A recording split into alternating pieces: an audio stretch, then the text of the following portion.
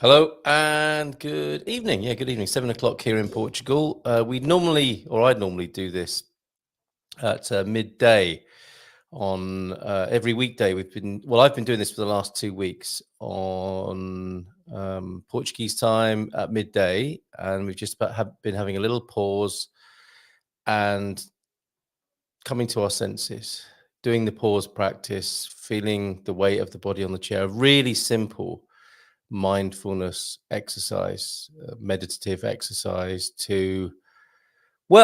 one way of putting this is let me just put this onto the screen. And I thought I'd done this before, but it seems to have disappeared. So I'm going to retype onto the screen a question to consider. And we will do the pause practice as well. And this is a chance, if anybody has any questions or observations about that process, to ask them, because we may well stick around a little bit longer this evening. But the question I want to ask and keep coming back to tonight as a focal point, if you like, is who's looking at what? Okay, so I'll get deeper into that question. It's not meant to be a philosophical question. It's meant to be a helpful, proactive inquiry, if you like. And I don't know about all the debating terms, the philosophical terms, the methods, Socratic methods, and all of this. It may well be something within that realm, but the question is for this evening that we might take a look at and peruse or pursue, which are an anagram of each other, I believe, are who's looking at what. So I'll tell you what I'll do. I will do a pause practice for people who watch this again later on. Let's do that first and give anyone a chance who wants to watch or ask a question to come and do that. But first and foremost, and absolutely the most important thing here, is to come back to life. That's the name of a book I wrote a long time ago. And my ongoing interest is in coming back to life myself and helping others to do the same. Coming back to life in the sense of returning to all that we truly are, and whatever we I was going to say whatever that means to us. I have a very specific meaning about that, which is probably a little bit too deep to go into right now, but you can read the book, and I hope you at least get the gist of what that might mean, coming back to life. And what I mean by that is coming into the now, the here and now, and being here right now. What else is life if it is not what is happening right now? So for the quick shorthand in conversation, coming back to life means being here now. And what I've been doing for the last 2 weeks is practicing an exercise, leading an exercise, if you like, in how to have that happen. And at least if it doesn't take you all the way into that being a reality for you right now, it at least starts that journey and points you in the right direction. And the usual caveats apply. If you think I'm talking a load of old nonsense and you're finding me irritating, do not watch. That is absolutely not what I'm intending to do or offer. What I'm intending to do is give something of lasting value. And because we are all looking at this from a different point of view, and some might be attracted to that invitation of coming back to life and being more present more of the time, or being in the now more often than not. That's roughly speaking the area in which I'm offering an invitation. And if that invitation isn't for you, it's pointless you being around when you could be doing something much more enjoyable. If, however, you find that invitation attractive or at least intriguing, then stick around and see what might happen. But really, my intention is not to irritate or annoy anybody, because that can quite easily happen within the realm of these sorts of conversations often. And also, they can be extremely helpful to people, as I found when I first started to see that there might be a different way, or I've always had a sense that there might be a different quality of existence available as I was growing up as a child. And then as that revealed itself to me in my own inquiry, I was delighted to find the teachers, the kindred spirits, the fellow travelers who reflected that. And that was such a great relief. So that's I guess that's the fork in the road, isn't it? Is like, if you think this is nonsense and is irritating and annoying, it's not for you, and that's fine. I'm not in the business here of persuading anybody to do anything. And on the sign on the other road is, we'll come this way if we can go on a journey together of more unfoldment, personal discovery. I don't really like any words that suggest that it's better than anything else. It's just what it is, and we're going in a particular direction, and that direction is to have more now. It's difficult. It just feels difficult tonight to put that into useful words, but maybe you get the gist. Maybe you get a sense of what I'm endeavoring to convey here. And you may have seen the previous midday moments as well as an indication of what we're doing. So given that there are at least a couple of people here, how about and this is the moment, hilariously, where as I ask people, viewers, to interact, they suddenly disappear. So let's see what happens here. First of all, if the technology is correct, please say hi if you are watching, and if you have found it useful before. Hi, Cordelia, lovely to see you. And I owe you a message, by the way. Your message that you sent to me that I didn't respond to is noted, and I will get back to you on that, because that too I find utterly engaging and fascinating. I want to talk to you more about that, the message that you sent to me on WhatsApp. Thank you for the acknowledgement. Yeah, so given that we are here together and we might partake of a little rest and relaxation on a Sunday evening, thank you very much. Nice bit of Portuguese this evening. Used that earlier on today at the laundrette, in the most mundane of scenarios, where a lady put her money into my machine, and I could have just laughed and kept it, couldn't I? But we figured it out, and I use that very phrase in Portuguese, "não faz mal." And that actually is a lovely phrase to have. Let's "não faz mal" now, which literally means to no do bad.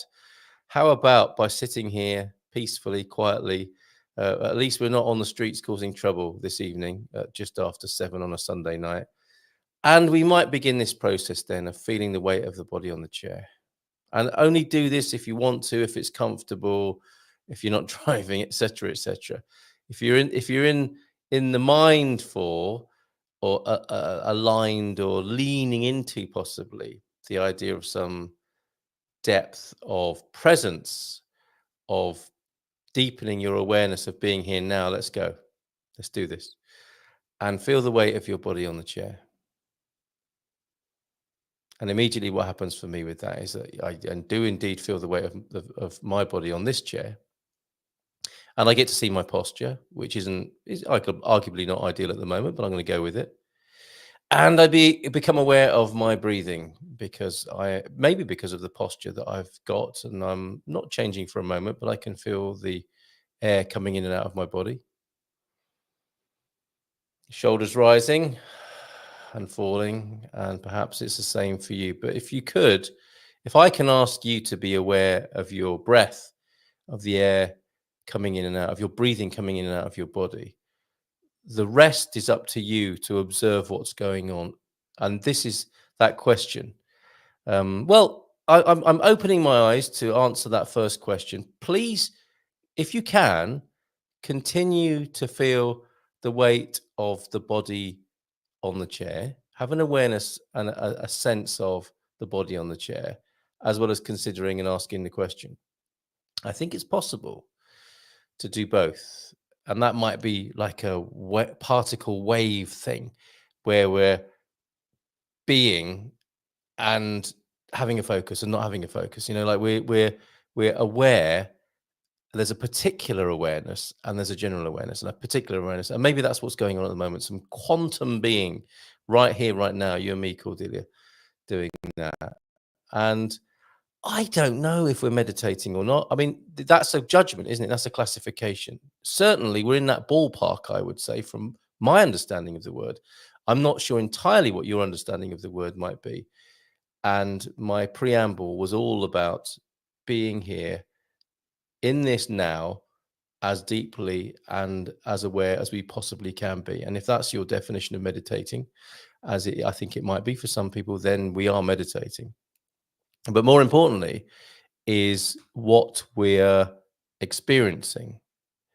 And this question of who's looking at what. So there is a who asking a question, and the what is, are we meditating?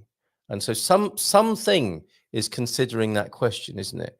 There are two parts to it. There's the viewer of the question and the asker of the question, if you like. And that to me is what this is all about, is creating space and depth of field in which that's taking place. So what's useful, what I found in my own experience to be useful, is to be more the viewer of the question than getting involved in answering the question. Because as soon as we get involved deeply in answering the question, we become the thinker of what is meditation. And is it like Krishnamurti's meditation? Is it like Barry Long's meditation? Is it like that meditation I did with the Brahma Kumaris many years ago? Is that meditation I did on that retreat weekend, and I've forgotten who led it now? And that erupts into a whole load of thinking and mental activity. And the perspective of viewing that mental activity can be pulled down like a drowning swimmer into a level, into the water, where first you were viewing something, you are now the something potentially in this scenario. So thank you for helping me endeavor to explain what I'm talking about who's looking at what. So in that explanation, in that diversion, if you like, I don't mean that in a negative way. I just mean that our focus was taken to answering the question: are we meditating? And we may or may not be, but more important to me is what's going on for us right now. And what's going on for me in that is, as I apply myself to answering the question, I become less aware of my body sat on the chair, and I can return to it now. I could continue to ponder the question, are we meditating? Or I can open up my awareness that might include that question and other options and other awareness. And what I'm immediately aware of is the sound of my heartbeat in my headphones for some reason, which again could lead me into, oh, I must go have I was going to call it a CGI. What's it called? Must go and have an ECG. And this is what's happening all the time, is it not, with the mind? It's just constantly throwing things up, vomiting possibilities and scenarios, which can be quite useful in a brainstorming session. But I would say, for the purposes of what I'm inviting you to do here now, is not entirely useful in its own right, intrinsically, but extremely useful in seeing how the mind behaves, and gives us something to be the who looking at that what of thinking, if that makes sense. And what's always great is to stop talking. And I was going to say stop thinking. Stopping thinking is very, very difficult. However, using the faculty of putting the focus of the mind on something, which was in the realm of thinking, we could use our focus, our awareness, to be aware of our breath and our body on the chair.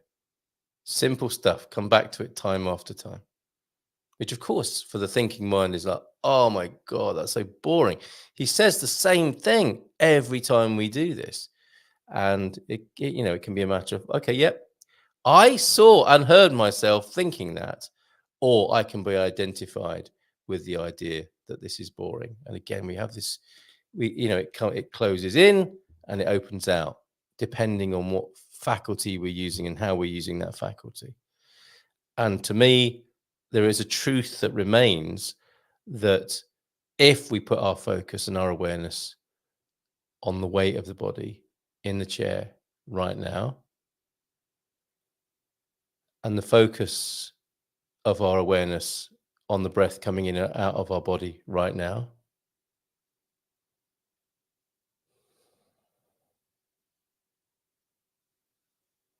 there is to me, and I can't speak for you, but for me, there is a an emerging profundity, if you like. There is an opening out. There is an easiness. There's a calm. There's a peace, and that might be because I've conditioned myself to do that, and it's a practice, and that all becomes a virtuous circle of phenomena or circumstances being created through activity, through habits, and I'm fine. I'm fine with that. I'm just giving it names. I'm calling it profound. I'm saying it's peaceful, and of course, that's in communicating with each other. That's all we can do, is it not? Is try and find the words to communicate with each other the sensations that we're having in our own reality, in our own perception, and then seeing how that's a match for each other. And what's lovely about that, and what's infuriating about that to me, is that we can always get bogged down in the, if you like, the ideology of meditation and trading our thoughts about it, or we can truly converse and unify in an appreciation, a sense of what we're mutually being aware of in that peace and stillness. And that's presumably why some people inside the monastery are sat peacefully with each other, perhaps meditating, and why there is an army outside trying to blow the temple up. That's that's that's the that's an unholy and unfortunate scenario, and we have a choice, do we not? We have a choice to be the people in the temple, or the ones outside the temple justifying our reasons for wanting to blow up the people meditating inside, which happens in this crazy world of ours.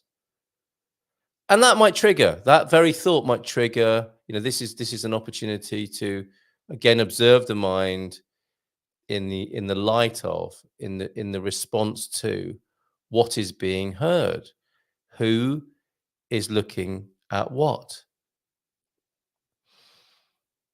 Am I looking at an unrest in myself now? I have ruffles of, ooh, that might have been a really awkward and nasty metaphor to use. I hope that hasn't upset anybody. And then I can go in more deeply into that, can't I? I can go into my emotions about that. About, oh, I hope I haven't upset anyone. I don't like upsetting people. I'd go into that and find myself under the water of that. Or I can pull back and go, I did say that. I did say that. And perhaps that wasn't the best metaphor to use. And I don't even know. I don't know what effect it's had on people. I know what effect it's had on me. And I can just let it go. And I can come back to the weight of my body on the chair and the breath coming in and out. It's like a story, isn't it? And he came back to the weight of his body on the chair. And he became aware again. She became aware again of her breath coming in and out of her body. And what he had, was the faculty, the ability to see who was looking at what.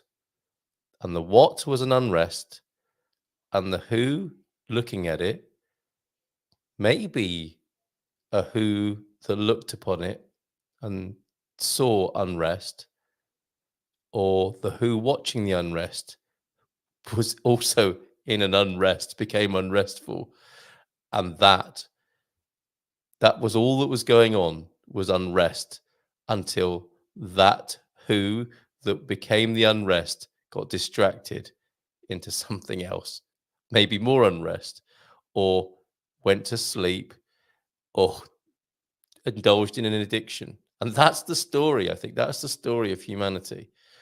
Is it's a who looking at a what all the time, which produces all of our human dramas and stories and our everyday lives. And it's a comedy as much as it's a tragedy, and it's beautiful as much as it's ugly and horrific, and it's a heaven as much as it's a hell. And my endeavor in these brief moments, and I think it would be great to have an elongated brief moment now, of being the who, looking at the what, starting with the weight of the body on the chair, the the pressure, the weight of the clothes on the skin, the sounds, the sound of my voice I can hear in my own ears, and I can relax my listening. I can be hearing what's going on. I can let myself speak without thinking about it and agonizing over it. And you can hear the words washing over you, and you can feel the pressure of your clothes on your skin, the weight of your body on the chair. And that just conditions my conditioned response to relax comes about in that suggestion.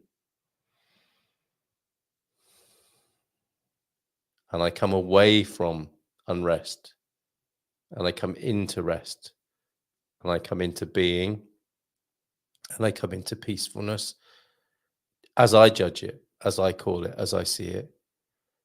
And I don't know if that's the same for you. I trust, I hope it is, and I don't know. I don't know if that's the case for you. That's what we're about here, is seeing if that's the case. Hmm. Thank you for joining me, Cordelia. Beijinhos to me. And I'm going to read your comment whilst being in that scooped out space of peace and relaxation. So had a lovely journey. Thank you for joining me on that journey. Off to be on Earth and make dinner. Well, thank you very much for that. Some of your precious time. And I hope we weren't off the Earth, but I do get what you mean. You're going back to the world now, aren't you? And to make dinner. Yeah. And I imagine I'll be doing much the same. I had a little bit of that in the last little while. And whoever, if ever, whoever is watching, I will carry on middays of the week and Saturday when my local fire alarm goes off as a test. I'm not meditating while Rome's burning. There is a test signal in my town, and I use it as the call to stillness. I didn't hear it today, and I forgot all about it. But it seemed right to therefore be peaceful again, to feel the weight of the body on the chair,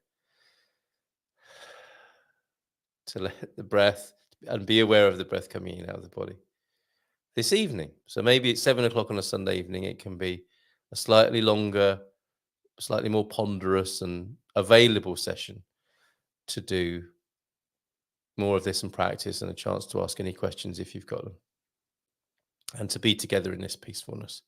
So I thank you for that on this occasion. And for those of you who may see this in the future, you can join me live midday Monday to Saturday, and in the evening on a Sunday. And do ask questions if you've got any questions or observations in the comments of all the little videos. Please feel free to deposit any inquiries there. And I wish you well. I will, above all, that peace, that joy. I hope for you, and I have no agency really as to whether that becomes a reality for you or not. That's your business. That's your choice. And my business is my offer and my invitation to you to have it in your life, it through the method that I know works for me and that I share with you in good faith and with love. So perhaps see you on another of these occasions.